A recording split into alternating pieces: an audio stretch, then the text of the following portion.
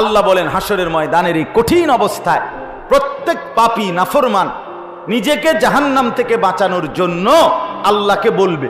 কি বলবে? আল্লাহকে এক নম্বরে বলবে, আল্লাহ আমার ছেলে মেয়েগুলোকে জাহান্নামে দিয়ে দেন। দুই, অসাহিবাতিহি, আমার স্ত্রীকে জাহান্নামে দিয়ে দেন।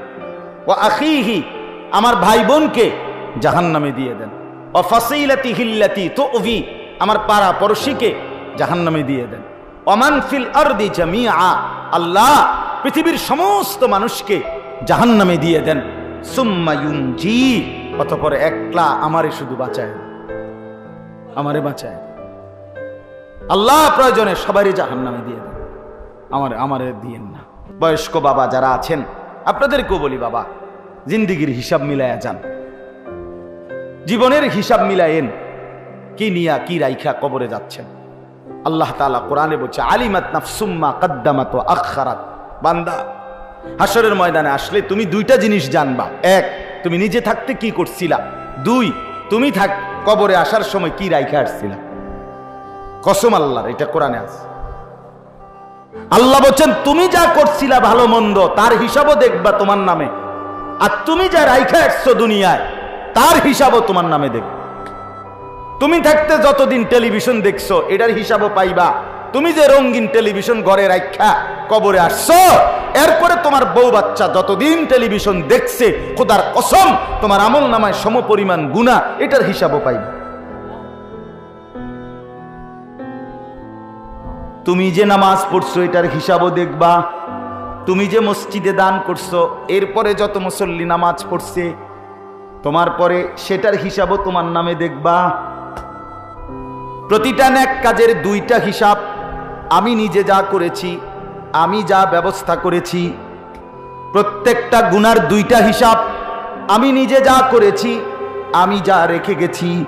আমিও সুদ খাইছিলাম, আমার ফুতেরও সুদে টাকা লিয়া বিদেশ পাঠাইছিলাম। ফুতেরও তো কামাই রোজগারি ধরাই দিছি সুদের টাকা দিয়া। তাহলে আমি তো তারে রেখে গেলাম, মানে সুদের উপরে রেখে গেলাম। এবার সে যতদিন এটা দ্বারা বাড়বে আমার নামও যোগ হবে। এজন্য দয়া করে প্রত্যেকেই ভাবা উচিত। আল্লাহ রাব্বুল আলামিন বলছে, বান্দা ওই বেঈমান না ফরমান যেভাবে সামনাসামনি আযাব চাইলো, আযাব চাক কিংবা না চাক, কাফের বেঈমান মুশরিক না ফরমানের জন্য আযাব আসবেই আসবে। হাসরের ময়দান আমি আল্লাহ তাআলা ছাড়ব না। আল্লাহ বলছেন, বান্দা বিশ্বাস করো, আহসাহুল্লাহ, আমি কিন্তু তোমার জিন্দেগি গুনে গুনে রাখছি। তুমি ভাইব না বান্দা এখন ছেড়ে দিছি বলে আমি আল্লাহ তাআলা হাসরের ময়দানেও ছেড়ে দেব না। দুনিয়া আল্লাহ তাআলা এমনিই ছেড়ে রাখছে। এটা তো পরীক্ষার জায়গা। পরীক্ষার হলে টিচার কিছু বলে না, আগেই সব বলে দিছেন। আল্লাহ তাআলা নবীর মাধ্যমে, রাসূলের মাধ্যমে, কোরআনের মাধ্যমে সব বলে দিছেন। আল্লাহ বলেন, বান্দা পাত্তা দিলা না, অসুবিধা নাই, কবরে আইসো, দেখা হবে। হাসরের ময়দানে আইসো, হিসাব হবে। এই জন্য দয়া করে নিজের আযাব নিজে টাইনা আইনেন, নিজের মুসিবত নিজে টাইনা আইনেন। আল্লাহ তাআলা নবীজিকে বলছেন, ফাসবির সাবরান জামিলা। হে বন্ধু, যে যত ব্যঙ্গ করে, বিদ্রুপ করে, আল্লাহর আযাবের ব্যাপারে উপহাস করে, আপনি ভদ্রভাবে ধৈর্য ধরেন। আপনি ধৈর্য ধরেন, তর্ক করেন না, আপনি ধৈর্য ধরেন। ইন্নাহুম ইয়ারাউনাহু বাঈদা। আল্লাহ বলেন নাফরমানরা আল্লাহর আযাব দূরে মনে করে, ওয়া নারাহু করিবা, আর আমি আল্লাহ মনে করছি সেটা একদম কাছে, খুব কাছে। সে চোখ বন্ধ করলেই দেখবে 60 বছর কিছুই না। আখিরাত এত লম্বা, কবরের এক রাত এত লম্বা, কবরের 1 ঘন্টা এত লম্বা।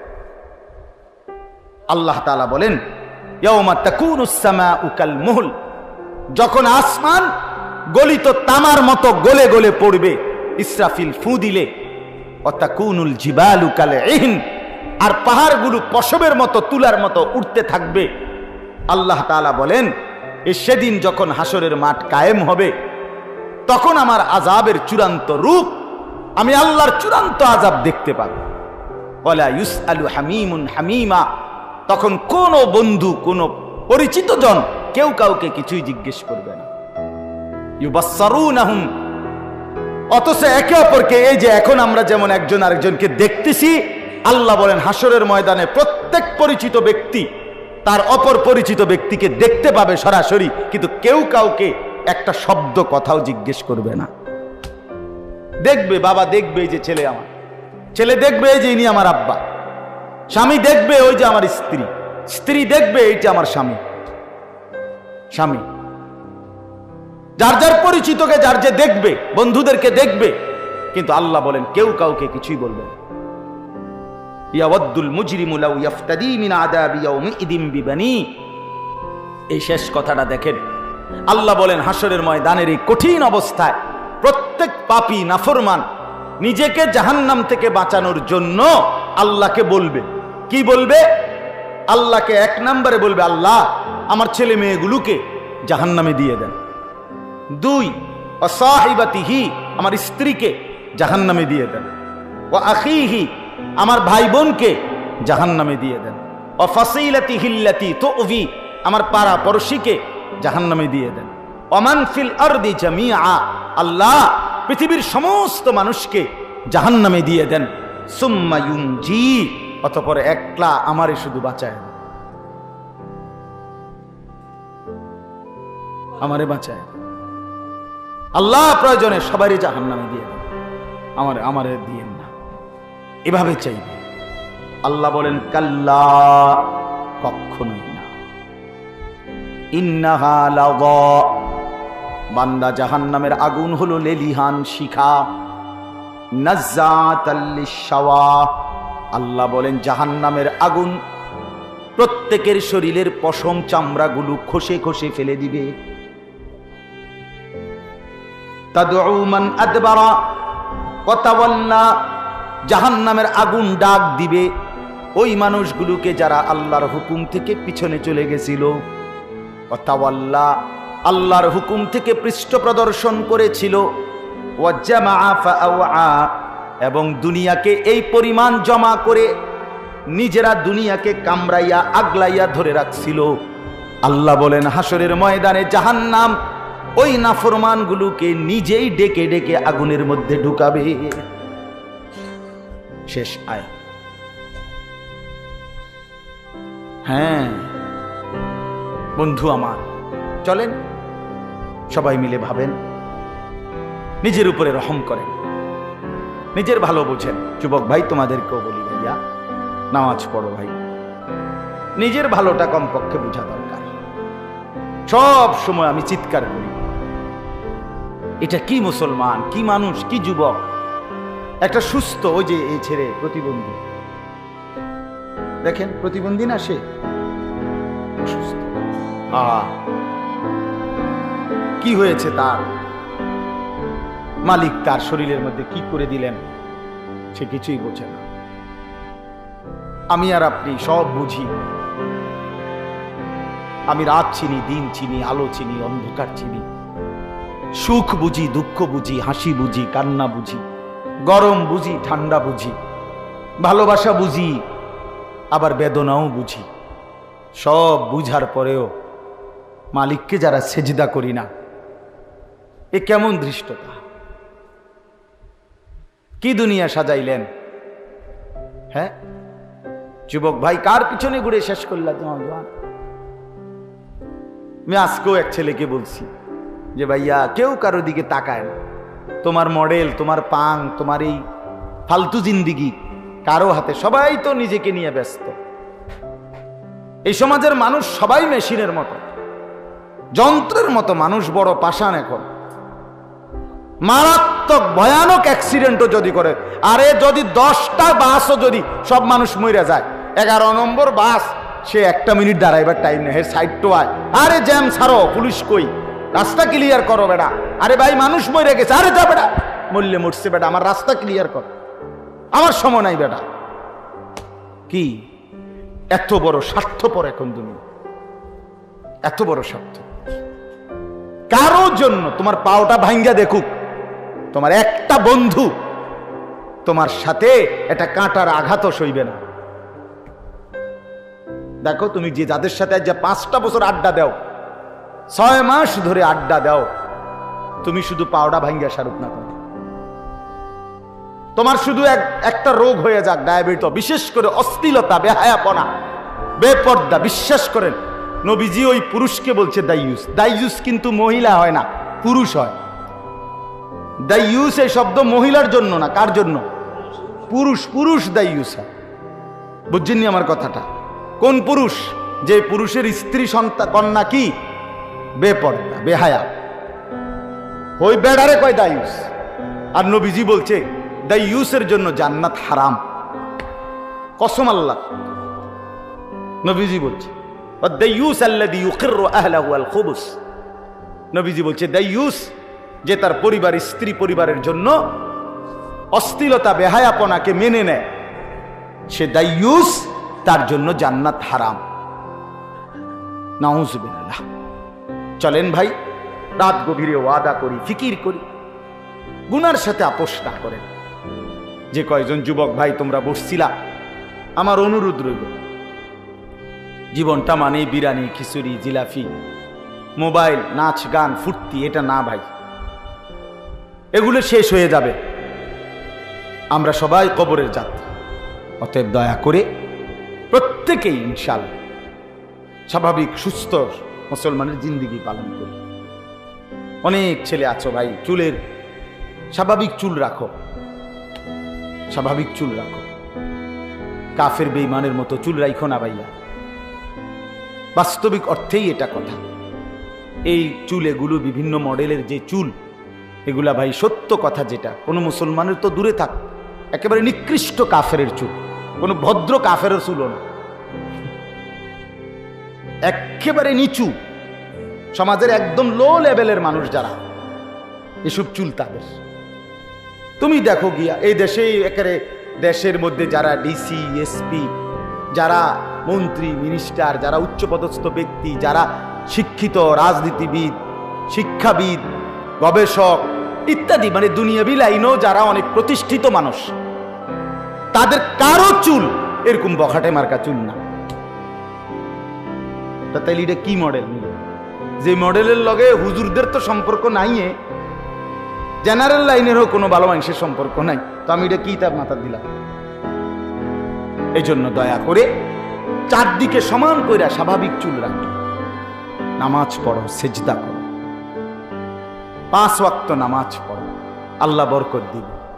নিজের হাতে নিজের আযাবটাই নাইনো না, নিজের মুসিবতে ফেইলো না। যদি দুনিয়া আল্লাহ তাআলা কিছুটা স্বাভাবিকও রাখে, কবরে ছাড়বে না, আখিরাতে ছাড়বে না। আর বহু লোককে আল্লাহর এটা একটা ওয়াদা, আল্লাহর দয়া। আল্লাহ বলছেন যে আমি দুনিয়াতে সবাইকে তার পাপের শাস্তি দেই না। মাঝে মধ্যে আল্লাহ তাআলা বলছেন আমি আল্লাহ মাঝে মধ্যে কাউকে কাউকে কখনো কখনো দুনিয়ায় তার পাপের সামান্য শাস্তি দেখাই, বাস কিছুটা, পুরা শাস্তি কখনোই কাউরে দেয় না, কোনো না। একেবারে ফেরাউন নমরুদেরও অনকি দিছে না, আসল শাস্তি দিছে না। দুনিয়াতে আল্লাহ কাউকে পূর্ণ শাস্তি কি করে না, দেয় না। মূল শাস্তি দিবে কোথায়? আখিরাতে, পরকাল। ওই এই কথাটাই কইছে যে আযাব চাচ্ছ, অপেক্ষা করো, হাসরের ময়দানে আসবে আযাব। আল্লাহ আমাদেরকে মাফ করে দেন। নিয়ত করতে পারি তো ইনশাআল্লাহ? হ্যাঁ, 5 ওয়াক্ত নামাজ পড়েন, মাদ্রাসাকে ভালোবাসেন, দ্বীনকে ভালোবাসেন, আল্লাহর কোরআনকে ভালোবাসেন, নিজেদের জীবনের উপরে কদর করেন। আল্লাহ তাআলা এই মাদ্রাসাকে কবুল করেন। আপনারা যারা দান করছেন, আল্লাহ আপনাদের প্রত্যেকের দানে বরকত দান করেন। বাকিরাও সময় সুযোগ মতো মাদ্রাসার সাথে নিজের নামটাও জোড়াবেন, হোক 500 টাকা, হোক 1000 টাকা, হোক 100 টাকা।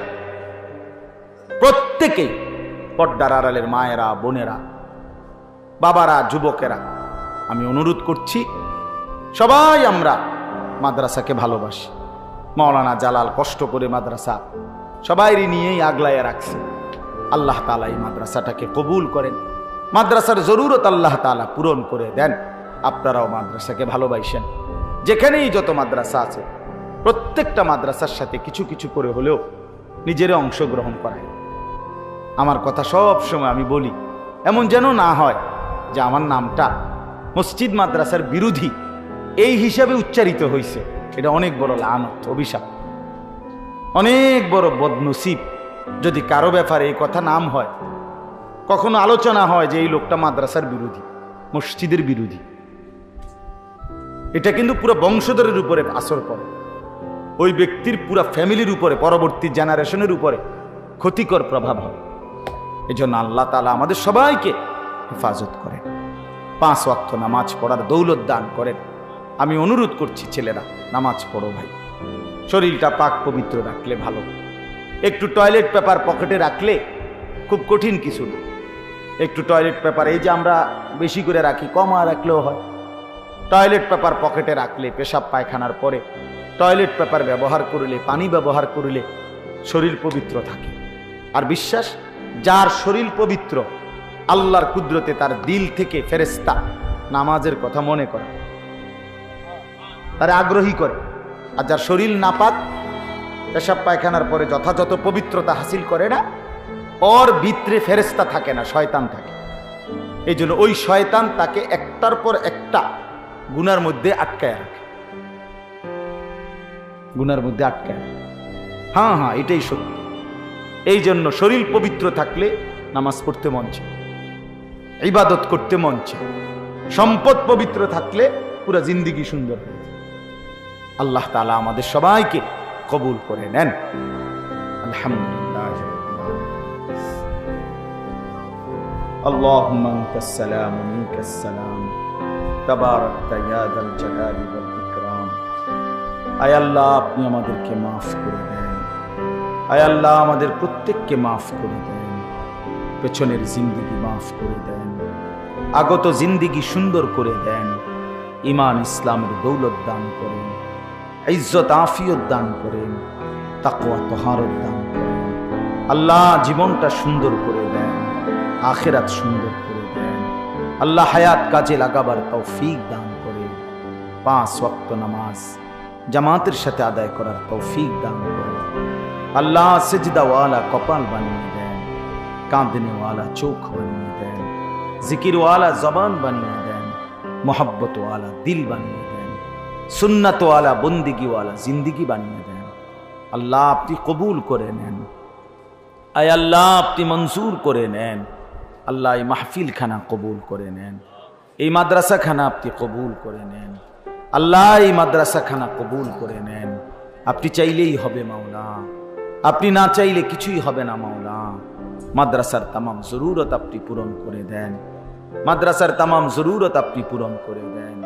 আল্লাহ, প্রথম দিন থেকে এই পর্যন্ত যারা যতভাবে এতে অংশগ্রহণ করেছে, দান করেছে, বুদ্ধি দিয়েছে, পরামর্শ দিয়েছে, সহযোগিতা করেছে, আল্লাহ প্রত্যেকের দান, সহযোগিতা, খেদমতে আপনি কবুল করে নেন, উত্তম বিনিময় দান করেন। সমস্ত কবরবাসীদেরকে মাফ করে দেন, কিয়ামত পর্যন্ত কবরের আযাব মাফ করে দেন।